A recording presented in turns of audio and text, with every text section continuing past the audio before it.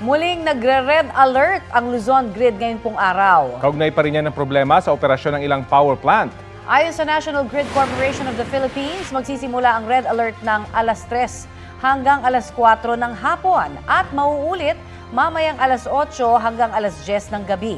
Ini-issue ang red alert kapag kulang ang power supply, kaya posible ang brownout. Yellow alert naman sa iba pang oras mula alauna ng hapon hanggang alas 11 ng gabi. Muling sinabi ng Meralco na handa silang magpatupad ng rotating power interruption kung kinakailangan. Sa Visayas Grid, yellow alert din mula alauna ng hapon hanggang alas 9 ng gabi. Inilalabas naman ng yellow alert kapag nagnipis o kumonti ang reserbang kuryente para matugunan ang contingency requirement ng transmission grid.